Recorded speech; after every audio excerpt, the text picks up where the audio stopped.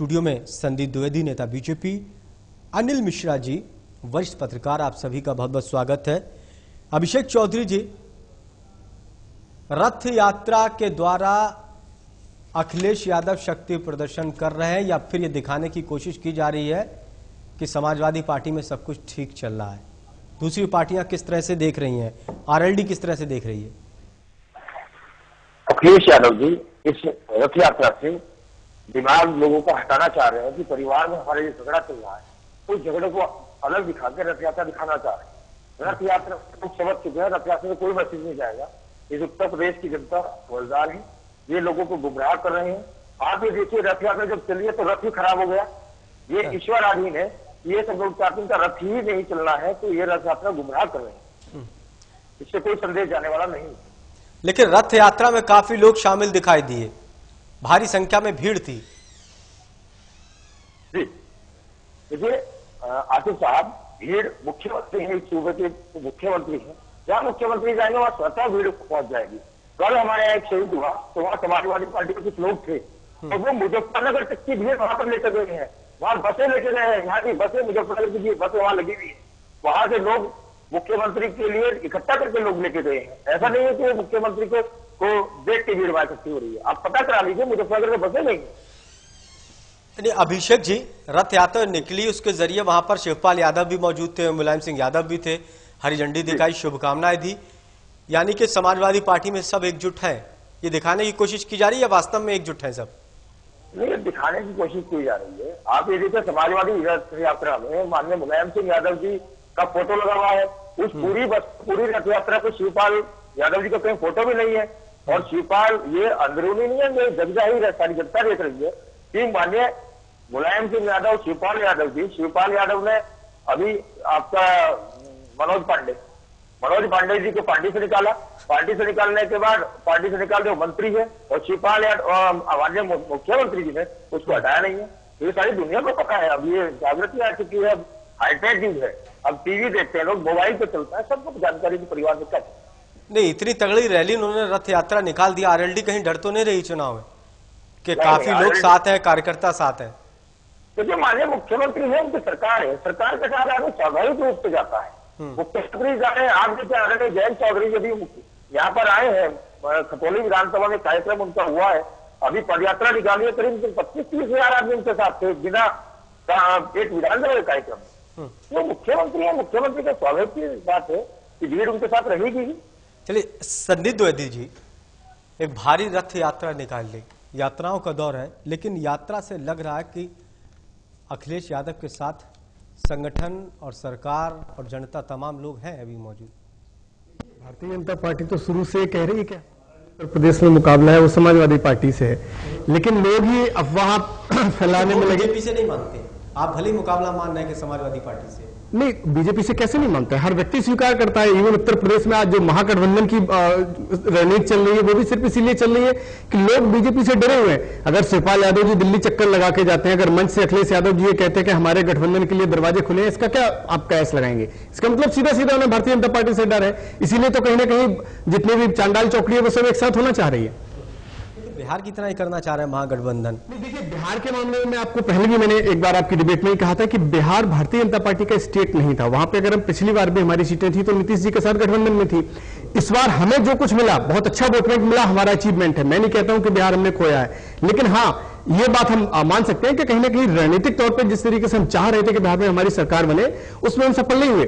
अब जिस तरीके से कयास लगाए जा रहे हैं, इवन मीडिया में इस तरह की आवाजें आ रही है कि नीतीश जी इतना ज्यादा परेशान हो गए लालू प्रसाद यादव जी के साथ, अब वो खुद चाह रहे हैं कि बीजेपी के साथ गठबंधन में सरकार बने, लेकिन बीजेपी नहीं चाह रही कि वो उनके साथ सरकार बनाए, क्योंकि बीजेपी ने एक बार विरोध किया है तो विरोध ही करेगी, क्योंकि वहां पर बीजेपी जनता का विकास चाहती है, विकास करना चाहती है, कहीं समझौता नहीं करना चाहती भारतीय जनता पार्टी। आप रैली को देखकर क्या कहें? मैं रैली को देख के सिर्फ इतना ही कहूंगा कि हमारे लिए बहुत पॉजिटिव इंडिकेशन है। कम से कम विरोधी अगर हो तो मजबूत हो, कमजोर विरोधी जैसा हमें लोकसभा में मिला, ऐसे विरोधी के साथ भी मजा नहीं आता। मानना है मजबूत है, मैं तो चाहता हूं कि मजबूत हो, हमें भी तो कम से कम चुनाव में थोड़ा सा रोमांच मिले, हमें भी थोड़ा सा मजा आए। आपको मजबूत लग रही है, अगर ये सारे एक हो गए तो फिर क्या होगा? मजबूत इतने सारे एक हो जाए फिर भी हमारे लिए वही हाल होगा जो समाजवादी पार्टी के साथ अकेले आने में हमें कंपटीशन करने में होगा। देखिए, फैक्ट ये है कि यूपी जनता पार्टी बहुजन समाज, यूपी की जनता जो है वो बहुजन समाज पार्टी से परेशान हो चुकी है, समाजवादी पार्टी से बुरी तरीके से परेशान हो चुकी है, और कांग्रेस के भ्रष्टाचार और उल्टे सीधे जो राजनीतिक वादे हैं उनसे भी परेशान हो चुकी है।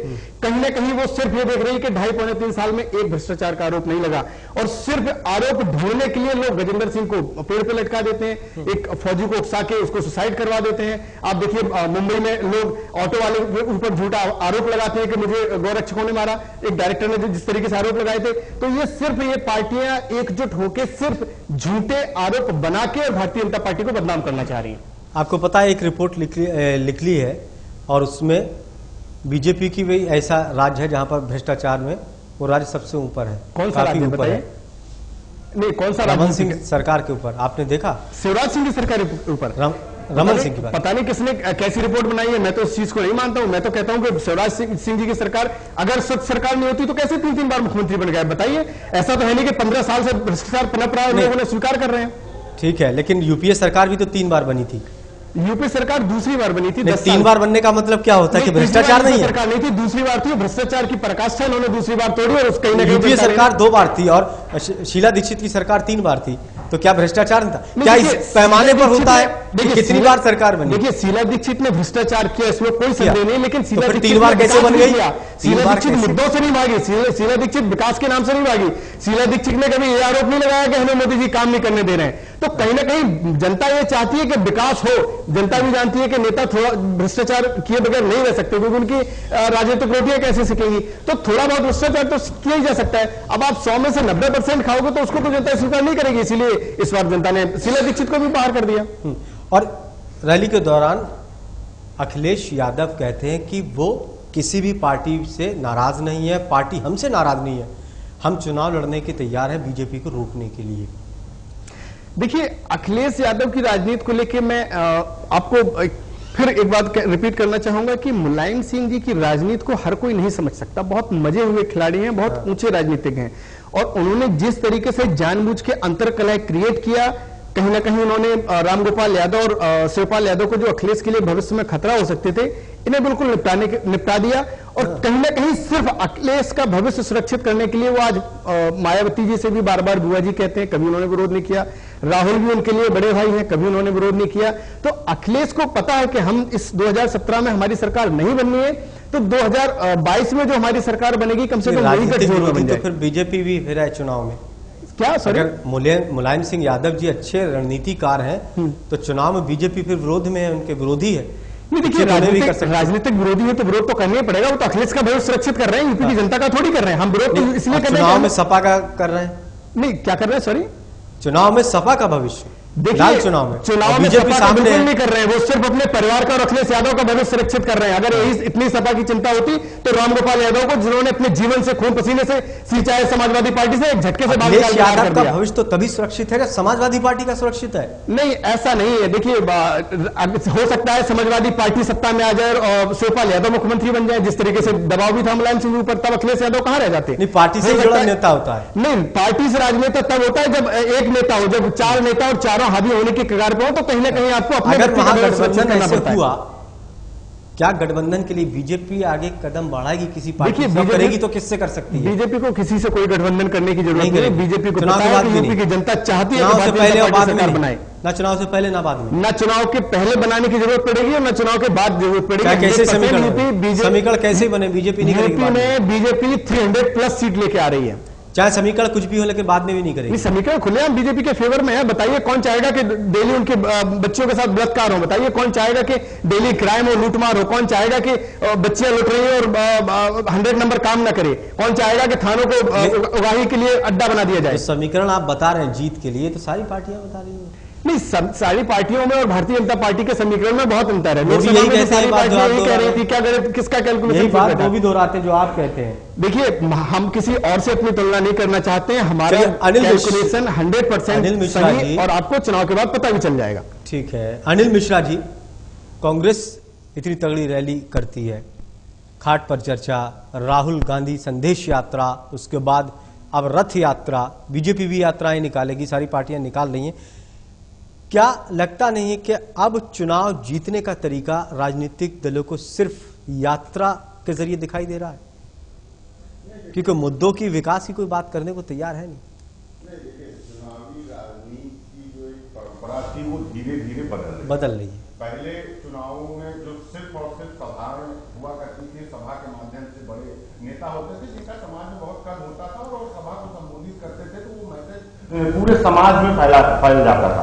लेकिन अब चूंकि गाड़ियों का काफिला निकलता है, हाँ, जो हम एक टेक्निकल उसमें आगे बढ़ रहे हैं, साइंस से प्रगति पर है, जनता भी जागरूक हो रही है, तो जनता नेता से सीधे मिलना जुड़ना चाहती है और उसकी इस कमी को पूरा करने के लिए नेता भी इसका फायदा उठा रहे हैं। तो वो जनता के बीच जाकर एक एक जनता से मिलने का प्रयास होता है। तो इस प्रयास को आगे बढ़ाने के तरीके यही हैं। रथ यात्रा करिए, जैसे अगर आपको याद हो तो पहले सांसद या कोई भी चुनाव लड़ने वाला नेता घर घर टोली बनाकर घूमता था और एक एक परिवार के आगे, घर के दरवाजे के आगे हाथ जोड़ के खड़ा होता था, पैर छूता था, जो जैसा सम्मान हो उसको हाथ जोड़ता था। लेकिन अब वो चीज संभव नहीं है क्योंकि समय की कमी होती है। हर नेता अपने अपने फील्ड में इतना समय नहीं दे पाता क्योंकि कुछ बड़े नेता होते हैं। अब मुलायम सिंह आज की डेट में, अच्छा, कहते हैं इसकी शुरुआत आडवाणी जी ने करी थी, उन्होंने जो निकाली थी यात्रा। हाँ, रथ यात्रा की शुरुआत आडवाणी जी के द्वारा हुई थी, लेकिन वो रथ यात्रा का उद्देश्य कुछ और था। उस रथ यात्रा को आज राजनीतिक रंग रूप दे दिया गया है। अगर अन्यथा आप ध्यान दीजिए तो जो आडवाणी जी ने रथ यात्रा शुरू की थी वो कहीं ना कहीं से धर्म से जुड़ी हुई थी और वो एक मंदिर मुद्दे,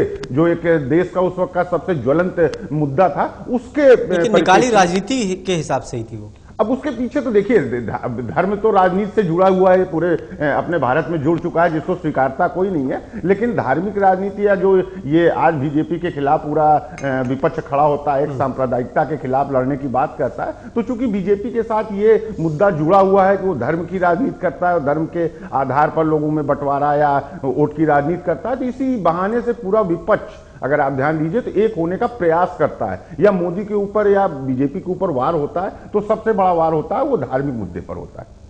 लेकिन इन यात्राओं के जरिए भारी भरकम खर्चा होता है, करोड़ों रुपए स्वाहा हो जाते हैं। ये काम अगर विकास को लेकर हो तो ये जरूरत नहीं है, सीएम अखिलेश यादव को जरूरत नहीं इतना पैसा फूकने की।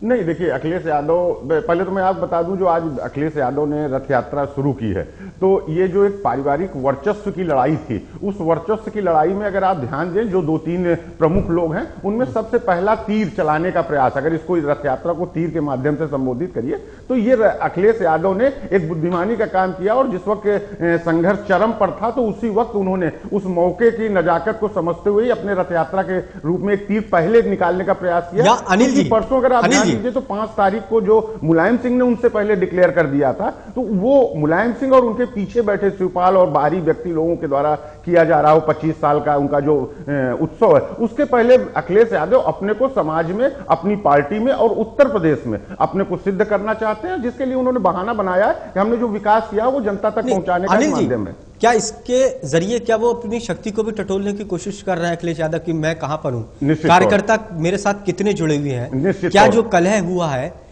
उसको जानने की कोशिश कर रहे हैं कि संगठन के लोग मेरे साथ हैं या नहीं? निश्चित तौर पर इसमें सबसे बड़ा उद्देश्य अगर अखिलेश यादव का देखा जाए तो कहना अलग कि हम विकास की बातें फैलाना चाहते हैं, लेकिन अखिलेश अंदर से ये देखना चाहते हैं कि जनता के बीच में तो बाद में अपनी ताकत देखेंगे, वो उसके पहले पार्टी के अंदर अपनी ताकत को पहचानना चाह रहे हैं, देखना चाह रहे हैं और कितना वजूद अभी उनका बचा हुआ, कितने लोग उनके साथ में हैं। आज इस मुकाम पर जब पार्टी पहुंच चुकी है जहां टूटने से शायद ही कोई अब बचा पाए, अब वो भविष्य बताएगा कि ये पार्टी कब टूटेगी, लेकिन जिस ढंग से संघर्ष जिस मुकाम पर पहुंचा हुआ है वहां ये पार्टी में एक होकर रह लें या पार्टी का कहीं से हित कर सके, ये कहीं नहीं दिखता है। और इस जो संघर्ष के जो बीज बोए गए हैं या जो ये संघर्ष शुरू हुआ है, इसमें अगर आप ये या कोई उम्मीद करता है कि ये महीने 2 महीने बाद या चुनाव के पहले ये सब ठीक हो जाएगा, जैसा वो नेतागण कह भी कर रहे हैं, तो ये एक असंभव सा दिख रहा है। क्योंकि देखिए, मतभेद नहीं है, मनभेद हुआ है और पारिवारिक मनभेद। अनिल जी, आपके पास मैं आऊंगा।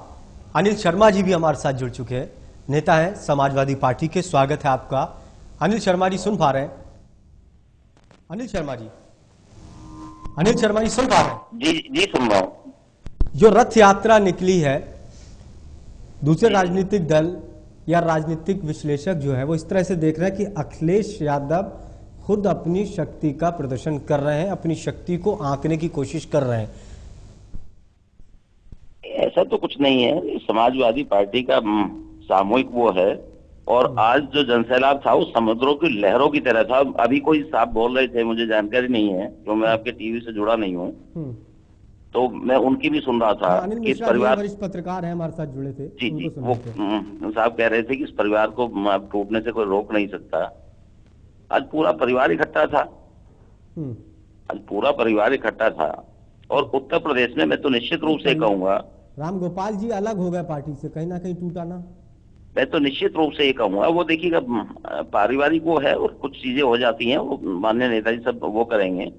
उत्तर प्रदेश में जब से देश आजाद हुआ है इतना विकास चौमुखी कहीं हुआ नहीं है जो माननीय अखिलेश जी ने किया है। नहीं, रथ यात्रा जो निकली है वो समाजवादी पार्टी से जोड़कर पूरी देख रहे हैं, अखिलेश यादव का शक्ति प्रदर्शन था ये। अखिलेश जी की अगुवाई में वो निकली है और पूरी तरह समर्थन मिला, माननीय नेताजी ने और माननीय शिवपाल जी ने उन्हें आशीर्वाद दिया है, तो उनकी अगुवाई में निकली और आज समर्थन आप देख रहे हैं उसका। नेताजी ने आशीर्वाद दिया, लेकिन उन्होंने साफ तौर ये भी कहा कि ये नारेबाजी से कुछ नहीं होगा, काम करके भी दिखाएं।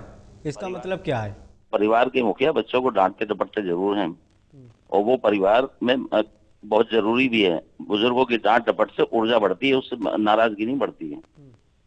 अनिल जी, साथ ही अखिलेश यादव जी जब यात्रा शुरू करी उनका कहना था, उन्होंने कहा कि अध्यक्ष जी का भी बहुत बहुत स्वागत और बहुत बहुत शुक्रिया यहाँ आने पर, शिवपाल जी का नाम भी नहीं लिया।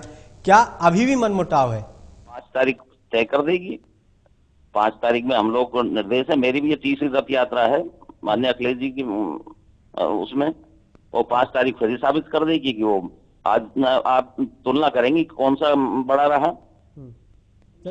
अनिल जी कुछ पूछना चाह रहे हैं, संदीप जी हमारे साथ नेता बीजेपी है। के पैर छुए लेकिन शिवपाल जी के नहीं छुए, तो परिवार बचाई कहाँ है? आप कह रहे हैं पूरा परिवार एक साथ है, परिवार के संस्कार तो दूर दूर तक नहीं चाचा भी दिखे। पिता की तरह होते हैं। हाँ, निश्चित रूप से संस्कृति में ही है, संस्कृति चाचा पिता तो यही होते हैं। दिखाई नहीं दिया। दूसरा बस में देखिए राष्ट्रीय अध्यक्ष की फोटो लगी हुई, लेकिन उन्हीं चाचा की जो कि प्रदेश अध्यक्ष हैं उनकी नहीं है, उनकी फोटो नहीं उसी लगी। प्रदेश में जो आखिर ये उसी प्रदेश में शक्ति प्रदर्शन हो रहा है, वहीं पर नहीं है। जिस प्रदेश का अध्यक्ष हो और उसके बिना अगर आप रथ यात्रा निकालते हैं तो क्या संभव दिखता है? कहीं ना कहीं तो कुछ मनमुटाव की महक गंध आ तो रही है। चलिए अनिल जी, बहुत बहुत शुक्रिया हमसे बातचीत करने के लिए। अभिषेक चौधरी जी, सुन पा रहे हैं आप? जी आशीष जी, मैं कहना चाहता हूँ, अनिल शर्मा जी ने अभी कहा कि 5 तारीख खुद साबित कर देगी। मैं इनसे पूछना चाहता हूँ कि 5 तारीख क्या साबित कर देगी कि प्रदेश अध्यक्ष क्या करे? इसका मतलब आपस में इनमें कंपटीशन है। आज मुख्यमंत्री जी रथ यात्रा निकाल रहे हैं तो आज उन्होंने साबित कर दिया। ये खुद कह रहे हैं कि परिवार में आपस में झगड़ा है और इन दोनों में कंपटीशन है कि चाचा 5 तारीख में क्या करेंगे, भतीजे ने 3 तारीख में क्या किया। ये एक्सेप्ट कर रहे हैं मान्यवर, ये कहना चाहता हूँ। लेकिन अभिषेक जी, इस सारे घटनाक्रम से कहीं ना कहीं सारे लोग जो मान रहे हैं कि अखिलेश यादव मजबूत तो हुए हैं। अखिलेश यादव, अभिषेक जी, जी इस पूरे घटनाक्रम में राजनीतिक घटनाक्रम हुआ, मन मुटाव हुआ, जो कुछ हुआ, अखिलेश यादव की ताकत में जो है वो भी बढ़ी, उनकी छवि भी और बेहतर हुई। ये बात मान रहे हैं आप? देखिए, ताकत तो दिखा रहे हैं क्योंकि चेहरा वही है समाजवादी पार्टी चुनाव का, इसलिए दिक्कत हो सकती है दूसरी पार्टियों को। नहीं, चेहरा वही है, इसमें कोई दो राय नहीं, क्योंकि चेहरा वही है और तो ताकत तो नहीं बढ़ी है। ताकत तो मुख्यमंत्री जी अभी कहीं भी जाएंगे, ताकत तो 2017 के चुनाव के बाद दिखेगी। अभी ताकत इसे हम कह लें कि ताकत पे रिजल्ट आएगा 2017 मार्च के बाद, जब दिखाई देगी ताकत घटी है बढ़ी है। अभी तो हम कैसे तुलना कर लें कि भीड़ के माध्यम से? भीड़ तो भाई साहब सरकार की भीड़ होती है। मेरा दूसरा ये कहना है कि माननीय मुख्यमंत्री जी का पारिवारिक झगड़ा पिछले 1 महीने से चल रहा है, सारी दुनिया को पता है। उसमें 1 महीने कोई विकास कार्य उत्तर प्रदेश का हुआ नहीं है। उसके बाद आज मुख्यमंत्री जी सड़कों पर अपना जनसलाब लेकर चल पड़े। उस जिस जनपद में जाएंगे उस जनपद के सारे अधिकारी, सारे डीएम एसएसपी से लेकर सिपाही तक सड़क पर खड़ा रहेगा। अपने जितने लोगों को चलेगी रथ यात्रा, उस जिले में प्रदेश में विकास कैसे होगा? सारे अधिकारी तो इनके आगे पीछे खड़े हो जाएंगे, तो विकास प्रभावित होगा। रथ यात्रा तो निकाल सकते, संवैधानिक अधिकार है। नहीं, विकास तो रुकेगा। आप ये देखिए, विकास में नहीं, मुख्यमंत्री जी जब समय नहीं देंगे वहां पर कैसे होगा? लेकिन रथ यात्रा में कितना वक्त खराब हो रहा है? कितना रथ यात्रा तो काफी लंबी है इनकी। चलिए, तो कहीं ना कहीं रथ यात्रा के जरिए अखिलेश यादव ने शक्ति का प्रदर्शन किया। रथ यात्रा भारी भरकम कार्यकर्ताओं के साथ निकली, हालांकि पूरे आशीर्वाद के साथ रथ यात्रा निकली है। कई कयास इसके लगाए जा रहे हैं और समाजवादी पार्टी का कहना है कि रथ यात्रा से उनको मजबूती मिलेगी और वही चुनाव जो है वो जीतेंगे। लेकिन फिर भी अगर दूसरे राजनीतिक दल आना चाहते हैं चुनाव में, उनके साथ आ सकते हैं।